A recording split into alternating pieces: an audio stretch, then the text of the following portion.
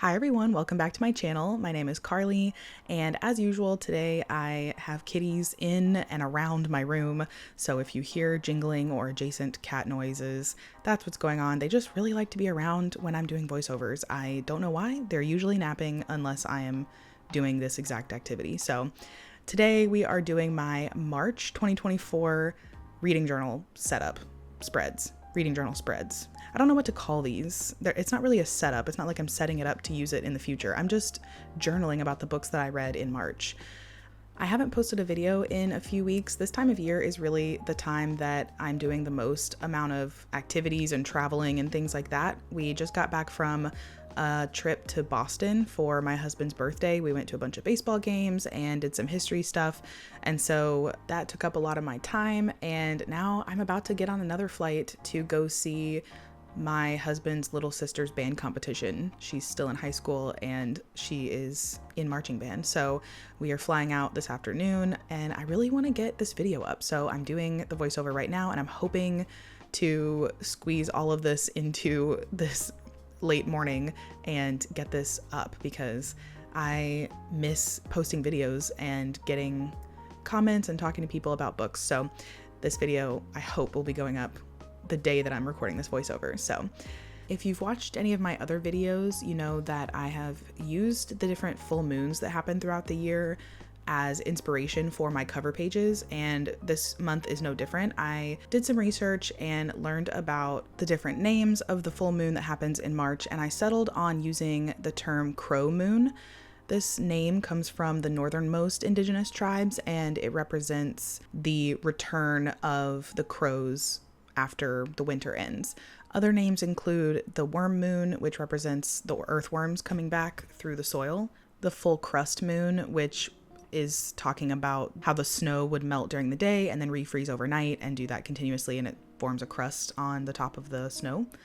And then also the full sap moon, which is just the time of year that you would tap maple trees. So those are different names for the full moon that happens in March, but I felt like the crow moon was the easiest one to get art for, which is how I usually end up choosing which moon to go with.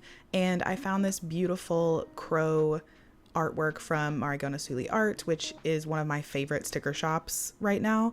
And of course, she tends to have perfect artwork for what I'm going for on my cover pages. So that's what I went with. And I laid these flower stickers underneath. Those are just from Amazon, I believe. And then I used some stamps from Michael's to write out the name of the month. And I stamped Crow Moon onto this little tag that came from Journal Say, and then these dots I believe came from Amazon as well.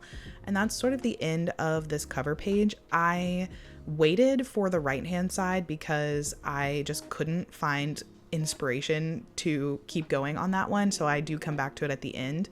But I'm gonna move on and start talking about the first book that I read in March. So I got around to reading 5 books in March, and the first was Babel by R.F. Kuang. Some people pronounce it Babel, but maybe there's a correct pronunciation somewhere and maybe it is Babel, but I swear that it only makes sense in my brain for it to be Babel, especially since in the book, Babel is a section of Oxford for linguistics students. Gosh, that was hard to say. And the nickname that the other students call them is babblers. And I felt like that only made sense as a joke if it was pronounced Babel. So I don't know, let me know what you think down below, because I have heard a lot of people pronouncing it Babel, but I just could have sworn that it would be pronounced Babel. So anyway, for the sake of this video, I'm going to commit to calling it Babel.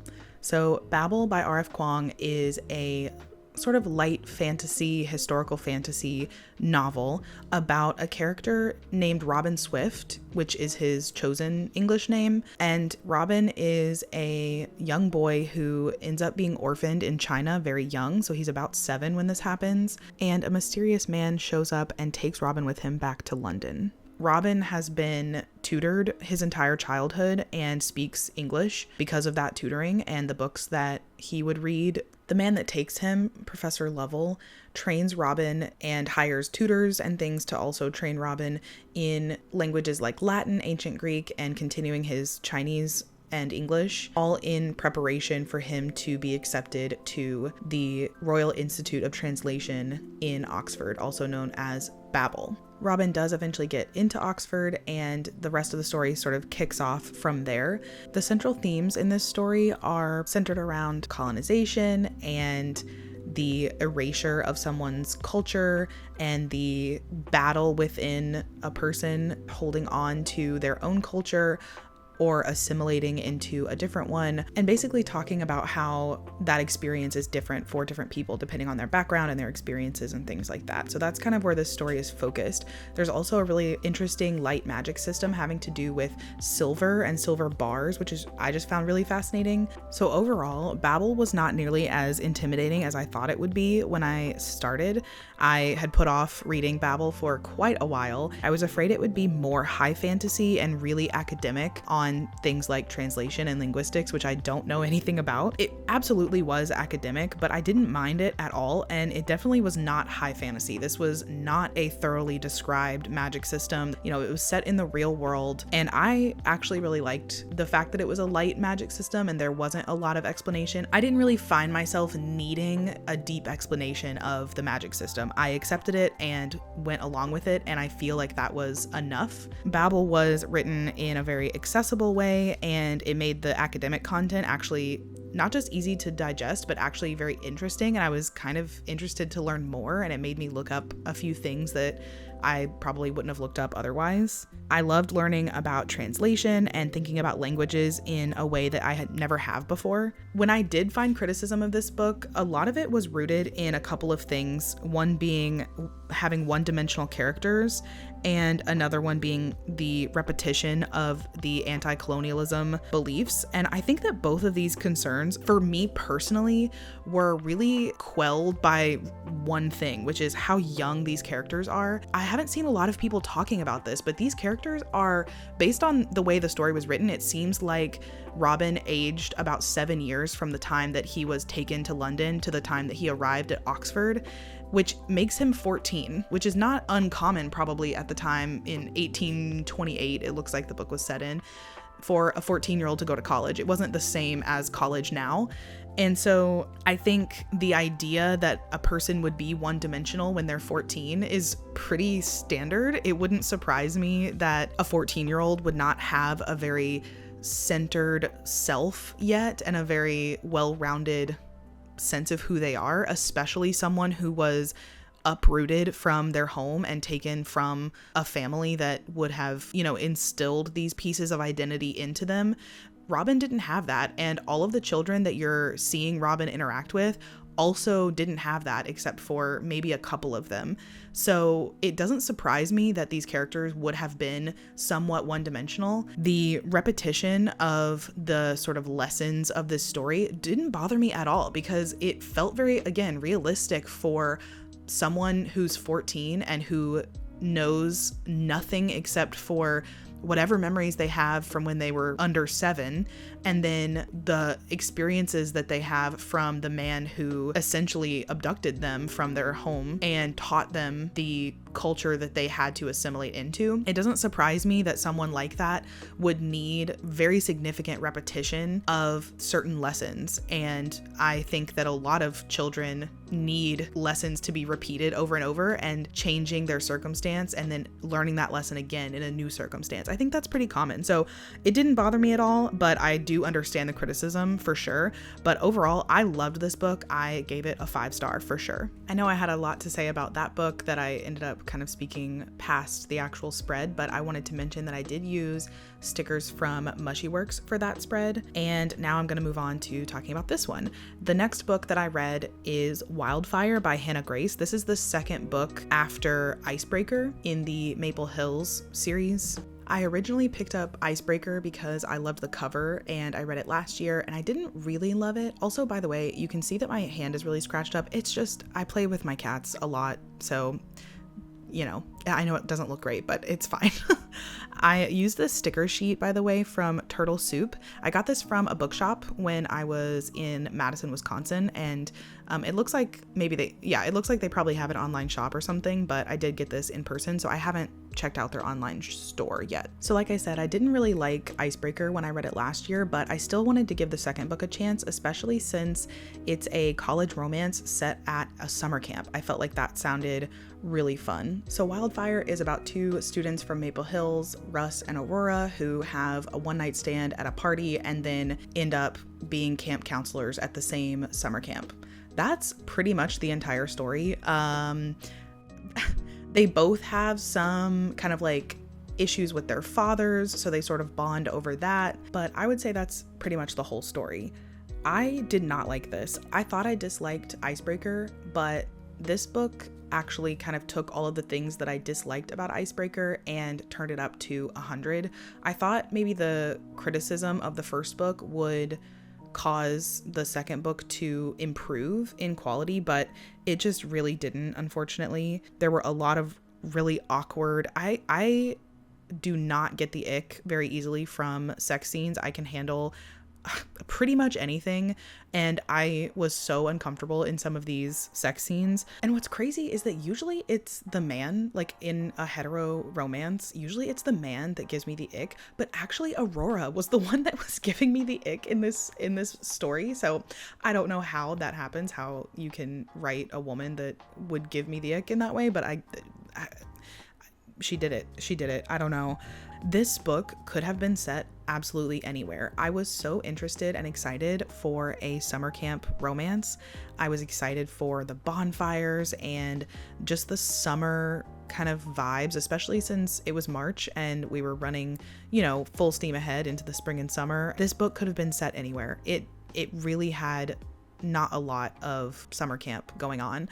I feel like the moments that it did and the moments that they interacted with children actually ended up making it more uncomfortable, and there weren't like cute moments in my opinion. I think there were some moments where it was trying to be cute and like, oh, look at how one of the characters is interacting with the children, how cute. But it actually just was like uncomfortable, where I was like, these are just like the horniest young adults and they're around children all day. It just made me very uncomfortable. I don't know. So I gave Wildfire 1 star, unfortunately, but look how beautiful that cover is. What a shame, right?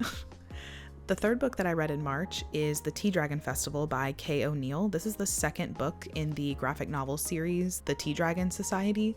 I loved the first book in this series, so I was excited to pick up the second one. This one is focused on different characters than the first book, but you do get to see some of the characters from the first one show up. So you actually end up following Eric and Ezekiel, who are in the first book, but in this one they are younger, so you've gone backwards in time. This book's main character is named Rin, and Rin has grown up with the Tea Dragons, but stumbles across a real dragon, which is a completely different situation, apparently. This dragon fell asleep in the forest 80 years ago and wakes up when Ren discovers them. There's a mystery for why this dragon has been asleep for 80 years, and there's also a festival going on that is important to the plot, and that's pretty much all there really is to say about it without kind of spoiling what is all going on. So I recommend you read the series.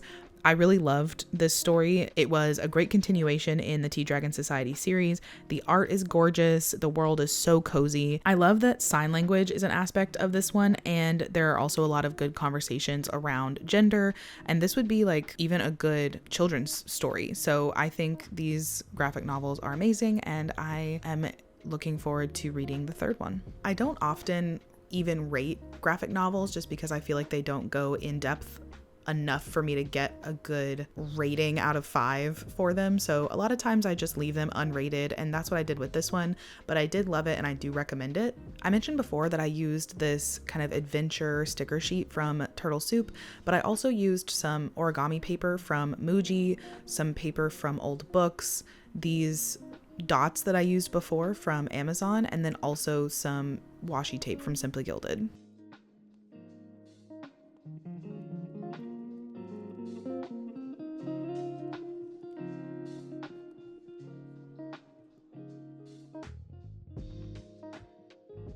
Book number 4 in the month of March, I feel like I could talk about for hours. This is the first nonfiction that I've read in 2024, and it is Braiding Sweetgrass by Robin Wall Kimmerer. I have been avoiding this book for probably a couple of years. If you don't know, I actually work in the earth science field, so a lot of the content of this book feels like it would be very close to the type of work that I do, and therefore it was always sort of something that was a little bit daunting to me, but I did feel like I really wanted to read it, but it just felt so close to work. I also was nervous that there would be a lot of anxiety that came from it if there was a lot of conversation around climate and the things that we're doing to our earth and things like that obviously working in the earth science field, I'm very aware of and gives me a lot of stress and anxiety sometimes. And I just didn't want to open myself up to that in a space where I am looking to relax and escape. I get enough of that at work, but thankfully I was actually between 2 jobs at this point, and so I had a little bit of time off, and I felt like now would be the best time to dive right in to some content about the earth, and so I did that. Robin Wall Kimmerer is a botanist and also an indigenous woman here in the United States. She is part of the Potawatomi Nation, and this book is a collection of chapters, maybe even you could call them essays, where she is talking about the history of indigenous people in the United States, but also their connection to the earth and their spirituality and the differences between modern Western science and indigenous science and the intersection between those two things, and how, potentially bringing those things together could create a more beautiful and peaceful existence for human beings. From the beginning, I loved this book. I underlined so many passages, and I genuinely got tears in my eyes over some of Robin's stories. She made me tear up about pecans and strawberries and personifying the things around me, like my desk and pencils. There were a lot of moments where I just took a deep breath and settled into kind of the portrait that Robin was painting using her poetic writing style and her storytelling skills.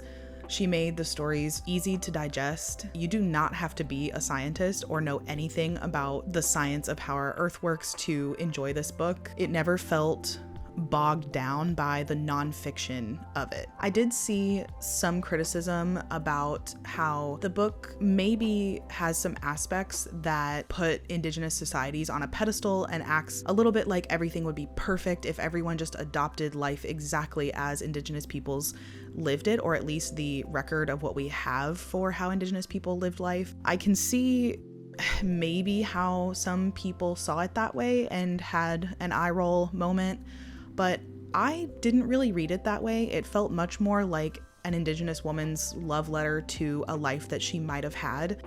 It felt like a letter to a world that could be healthy and thriving if people chose to fight against their more greedy nature and took only what they need from our planet and from each other. I don't think that Robin was telling us that we all need to go and live in wigwams in the woods. I feel like I read about a woman who benefited from and partook in modern science, but was also restricted by the expectations of the Western scientific community. I saw a plea for others to just take a second to see the world the way that she does. So, like I mentioned, she asks you to look at your desk or your pencil or a bookshelf as a thing that once lived as a tree and provided life and shelter to other living things, and just appreciate that a little more. There were some relatively shocking aspects where I wouldn't be surprised if some people were offended reading them. I think especially the part where she compares native religions to Christianity. I imagine that could be uncomfortable for some readers, but I found it really beautiful, or at least interesting. And overall, I just really loved this book. I gave it 5 whole stars, and I will probably be thinking about it for years to come. I don't know if I'll be rereading it anytime soon, maybe, because I do think about it quite often, but yeah, I loved it. 5 stars. And finally, a very different book from the one I just talked about. The last book that I read in March is A Good Girl's Guide to Murder by Holly Jackson. This book is a YA murder mystery. So this is about Pip, and she is doing her senior project, and she decides to investigate a murder that happened in their town. A girl named Andy was murdered seemingly by her boyfriend named Sal, and Pip is determined to figure out what actually happened, and she actually believes that Sal is innocent. So she teams up with Sal's brother named Ravi, and they work together to try to clear Sal's name and to also figure out what happened to Andy. I don't have too much to say about this book. It was really fun. I had a great time reading it. Like I said, I read it in one sitting, so it was fast and easy.